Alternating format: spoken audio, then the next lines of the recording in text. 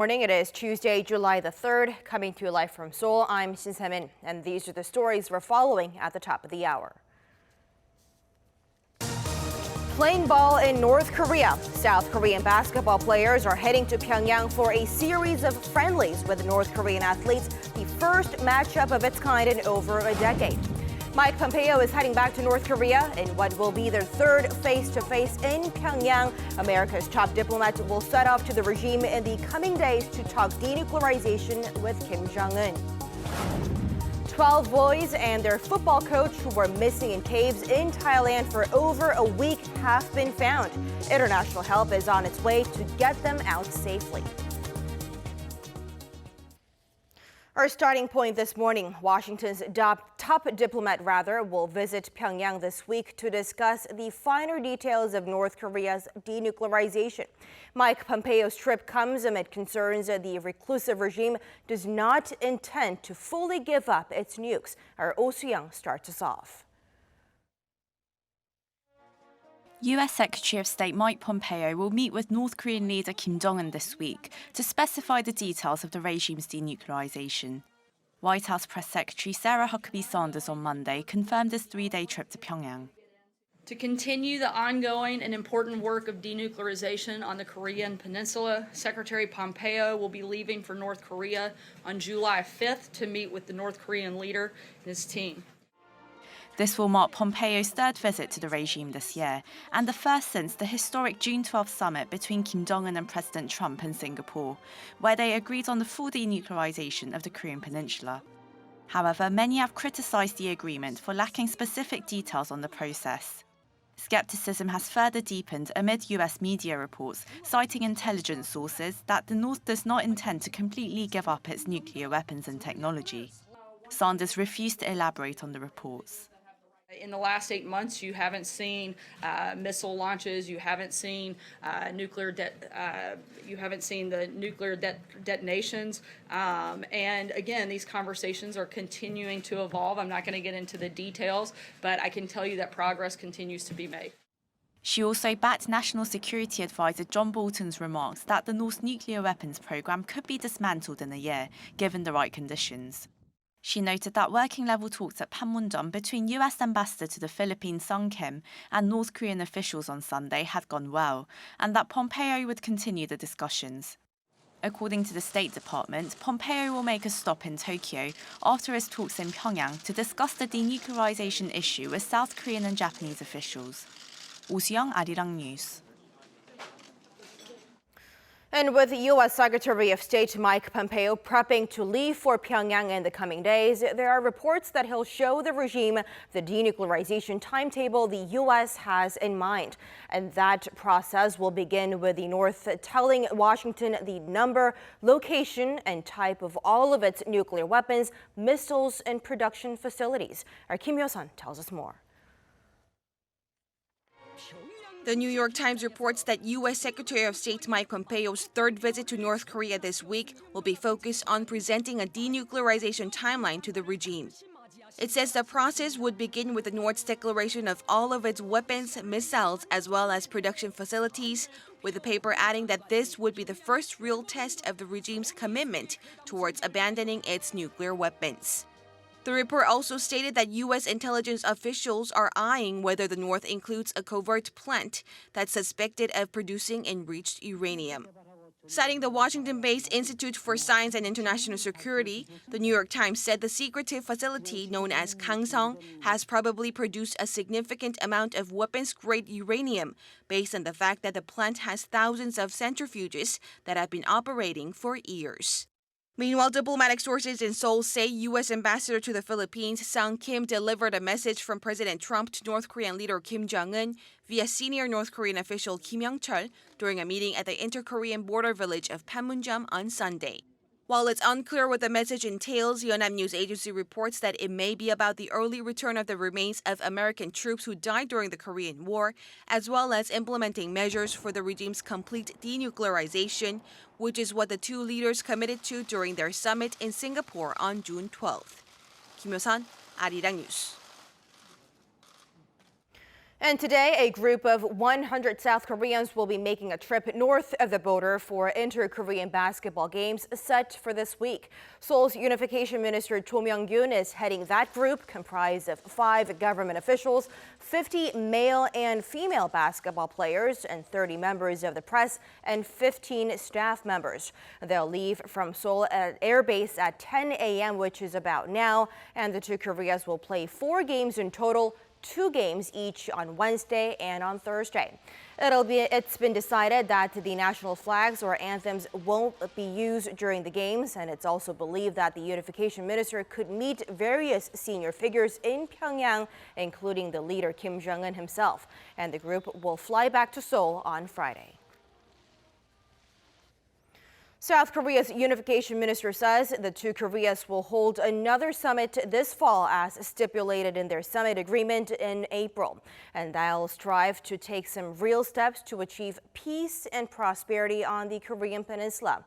And government officials here in Seoul wouldn't say whether that'll mean economic cooperation, but they stress that North Korea is more determined than ever on that front. Our Oh Jung-hee reports. A sustainable framework for inter-Korean relations and practical steps towards peace and prosperity on the Korean peninsula.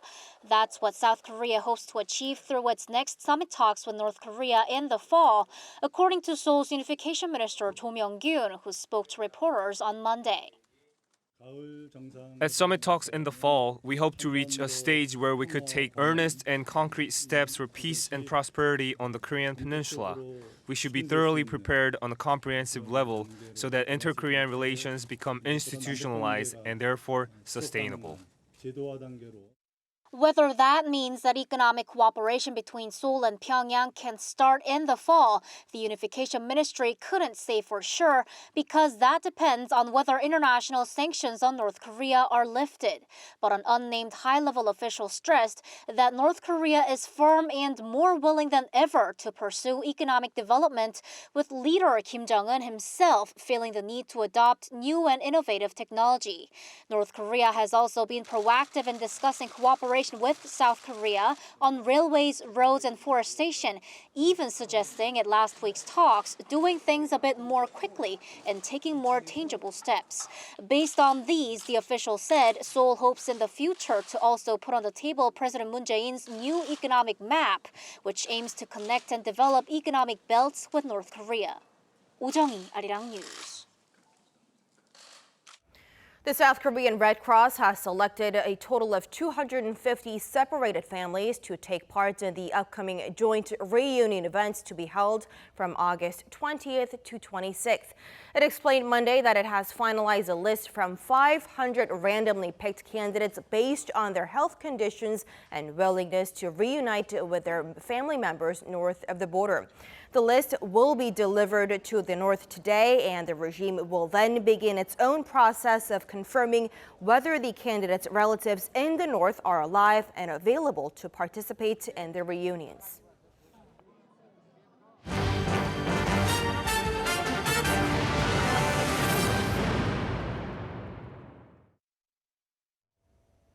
Three people have been reported dead and one is still missing after the bout of torrential rain we've endured here in South Korea over the past couple of days. 2 more deaths were reported on Tuesday after the heavy downpours caused a fatal accident in Gyeongsangbuk-do province, while a man in his 70s reported missing in the southwestern city of Gwangju a few days prior was found dead. A 14-year-old student in Gyeonggi-do province is missing after being swept by fast-moving waters near a stream. And farms have also been flooded, and scores of homes in Jeollanam-do province as well as Jeju Island have reported flood damage. Dozens of flights were also canceled on Monday due to the heavy rain and strong winds. Now to the economy. South Korea's consumer prices went up last month on the back of rising global oil prices. According to Statistics Korea Tuesday, the consumer price index for June jumped 1.5% on year, the same pace as the previous month's on-year growth. Global oil prices soared 10% in June, lifting up overall prices and resulting in higher prices of industrial goods. But price increases slowed for agricultural goods, and livestock prices fell more than 7% on year, pulling down the overall consumer prices. Since last October, the country's consumer price growth has stayed at around the 1% level. South Korean President Moon Jae-in will embark on a trip to Singapore and India next week that'll largely be aimed at enhancing South Korea's relations with its Asian neighbors. The president's first stop is India this Sunday for a 4-day state visit that'll include a summit with Indian Prime Minister Narendra Modi. Our Moon Geon-young has this report. Less than 3 weeks after championing his new northern policy in Russia late last month, South Korean President Moon Jae-in will be in Southeast and Southern Asia this weekend, first with his eyes set on the world's fastest growing major economy. President Moon Jae-in will make state visits to India and Singapore from July 8th through the 13th for 6 days and 5 nights.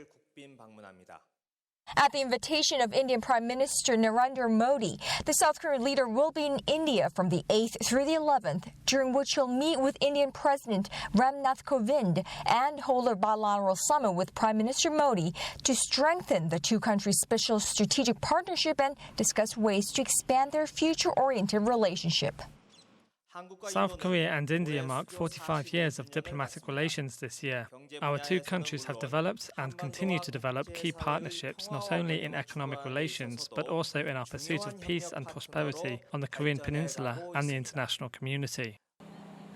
The latter half of his 6-day South Asia tour will take President Moon to South Korea's second biggest trading partner among the ASEAN, Singapore.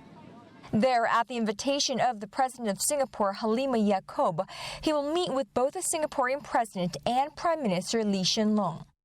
Mr. Moon is also scheduled to deliver a speech to leaders from Singapore's politics, business, government, academia, and media. Dubbed the Singapore Lecture, the President plans to detail his vision and policy direction for denuclearization and permanent peace establishment on the Korean Peninsula, as well as the new Southern Policy, which aims to elevate our government's cooperation with the ASEAN to a whole new level. The South Korean president's state visits to these two countries are significant in that his trip to India will mark the first time for the president to visit the South Asian region as president, and Singapore as the chair of the ASEAN this year. Now, analysts believe the state visits will provide an opportunity for South Korea to propel forward its new Southern policy in full swing, and also provide an opportunity for President Moon to seek consensus for his peace agenda on the Korean Peninsula and expand its diplomatic horizon. Moon Geon-young, Arirang News, The Blue House. Shifting focus to the latest from the 2018 World Cup in Russia. More excitement in Monday's round of 16 games. Brazil swept aside their regional rivals, Mexico, with relative ease. And Belgium had to dig in but eventually overcame Japan in a thrilling encounter. Our Lee Seung-jae has the wrap-up. The day's first game brought together Group D winners Brazil and Group F runners-up Mexico and Samara. The two sides fought out a scoreless first half, but shortly after the break, in the 51st minute, Neymar's right foot shot from close range found the back of the net, giving Brazil the 1-0 lead. Mexico poured everything into finding an equalizer, but it wasn't to be, with Roberto Firmino slotting home in the 88th minute to give Brazil the 2-0 win and a ticket to the quarterfinals. The winners of the day's second game in Rostov-on-Don would be Brazil's opponents in the last 8. Belgium taking on Japan, and after a forgettable first half, the game burst into life in the second 45. Just 3 minutes into the second half, Genki Haraguchi gets a nice through pass on a fast break from Gaku Shibasaki, which he arrows past the goalkeeper to give Japan the unlikely 1-0 lead. Just 4 minutes later, Takashi Inui drills in a superb goal from just outside the box to give Japan a comfortable 2-goal cushion. However, that goal just seemed to fire Belgium up. The stunning comeback started in the 69th minute with Jan Vertonen's long looping header finding the back of the net. 5 minutes later, Marwan Fellaini powered home a close-range header to level the match at 2 apiece. Just as the match appeared to be heading into extra time, Nasser Shadli prodded home a close-range effort in the 4th minute of stoppage time. The Belgian team overjoyed, the Japanese squad inconsolable, and heading home. Belgium will take on Brazil in the quarterfinals on Friday local time in what promises to be mouth-watering tie. Lee Seung-jae, Arirang News. And South Korean golfer Park Sung-hyun has jumped from 6th to 2nd in the world rankings after bagging her 2nd career LPGA major title in Illinois. With it, she's on the coattails of the world #1 and fellow South Korean Park In-bi. The 24-year-old golfer has clinched a total of 4 career victories on the tour, including her other major win at last year's U.S. Women's Open.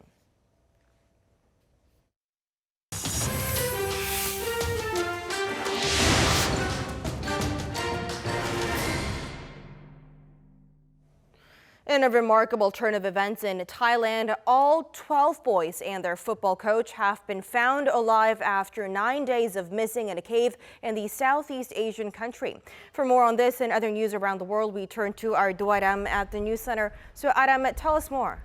Well, some video released early Tuesday by the Thai Navy showed the 13 sitting on a patch of dry ground surrounded by water. Officials said they were found about 400 meters away from where rescuers hoped they would be. They had moved to higher ground to avoid the rising water. Here's the dramatic footage of the moment they were found.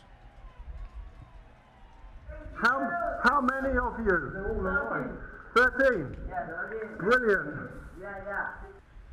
But officials are warning that they are not out of danger yet and are working out how to extract them. The water level around the mountain is stable. Now that the SEAL team has found them, they have to take care of them inside the mountain first. We won't take any risks, but it's the SEAL's call because it's their job to bring them out. What we have to do out here is to make sure that the water level does not rise up. Water pumps have been set up to drain the caves to allow for an easier extraction. The football team will need medical attention first, and as it turns out, a few of the divers are also doctors who will determine if they are in good condition to be moved. The boys are aged between 11 and 16 and are all members of the Wild Boar football team. They entered the cave on June 23rd to explore the Tam Luang Cave complex in Chiang Rai. Their disappearance sparked an international rescue effort with teams from the US, China, Australia as well as the UK coming to the Thai Navy SEAL's aid. In other news, the UN human rights body says the escalating conflict in southwestern Syria has caused nearly 270,000 people to be displaced. Last week, the UNHCR put that number at 160,000. Over the past 2 weeks, Syrian and Russian-backed forces have stepped up their offensive against rebel-held areas in the border region between Syria, Israel and Jordan. Both Israel and Jordan have closed their borders to Syrian refugees but are providing humanitarian aid. Meanwhile, the European Commission has awarded an additional €45.6 million in emergency aid to help Spain and Greece deal with an incoming influx of refugees. About €20 million will be given to Greece through the UNHCR to improve conditions for new arrivals, particularly on the island of Lesbos. The rest will be given to Spain, which is expected to get increased arrivals along its southern coast. The European Union, meanwhile, has warned that nearly $300 billion of US dollars of US exports could be hit with retaliatory tariffs if the Trump administration decides to slap duties on imported European cars. The figure amounts to 19% of total American exports last year. In a paper to the US Commerce Department sent last Friday, the EU said the department's investigation of European cars and the US investigation of European cars and auto parts on the grounds of national security was unjustifiable. It added that any tariffs imposed as a result of the probe would also cost the US more than 4 million American jobs. Trump has reportedly criticized the EU over its trade surplus with the US and for having higher import duties on cars. The EU has a 10% levy on American-built cars. The US, meanwhile, taxes 2.5% on European-built cars, but 25% on European vans and pickup trucks.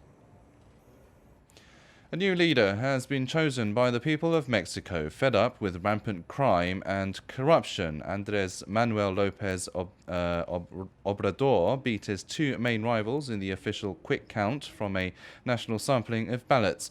Our Hong-yu gets us better acquainted with the man set to be Mexico's first left-wing president in almost a century. After 89 years of rule, Mexico's conservative PRI party is expected to relinquish the presidency to left-wing politician from the PT party, Andrés Manuel López Obrador. An official quick count from a national sampling of ballots showed about 53% of the votes cast went to López Obrador. After running for president twice in the past, he finally won a resounding victory Sunday night in Mexico's presidential election. This marks the first time that a left-wing candidate will become president of Mexico since the country started transitioning to democracy.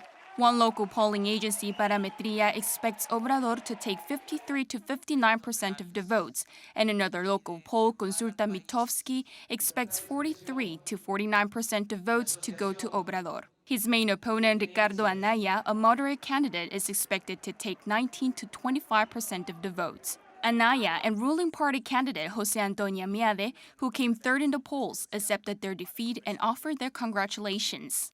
The shift of political power from the conservatives to liberals comes after Mexicans' disappointment over corruption, violence, and inequality.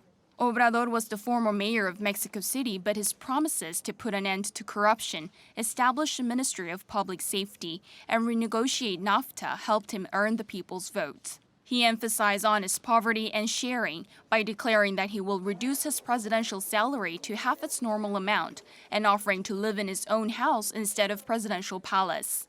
U.S. President Donald Trump tweeted his congratulations to López Obrador on Sunday night, saying, "I look very much forward to working with him. There is much to be done that will benefit both the United States and Mexico." A total of 3,400 positions were contested and 89 million people voted. The new president is to be inaugurated on December 1st. Hong-yu, Arirang News.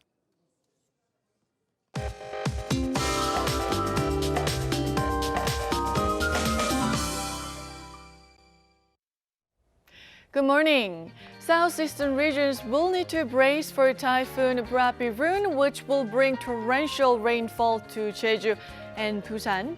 And over in Japan, northern Kyushu and Okinawa are seeing downpours with a few reports of casualties. The typhoon continues to move northwards, and even we can see through the satellite image that it's getting close to the Jeju Island by noon.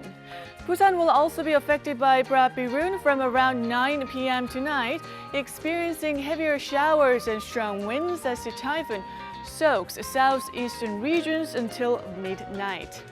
So the waters of Jeju and the island itself are under typhoon alerts, with wind wave advisories in place as well. And it's likely the typhoon advisories will spread to southeastern regions as the day goes on. Heavier precipitation is expected further east, up to 150 millimeters through Wednesday, so weather officials are warning of heavy rain and possible landslides. Typhoon-affected areas will have much cooler temperatures, while northern regions will see highs rising under partly sunny skies today. Highs in Seoul and Chuncheon will be at 31 degrees Celsius this afternoon. Daegu and Gyeongju will be at 26 degrees. After the typhoon dissipates tomorrow afternoon, stormy weather in the southeastern regions will become more stable under sunshine, and warm temperatures will return as well. That's Korea for you, and here's international weather for viewers around the world.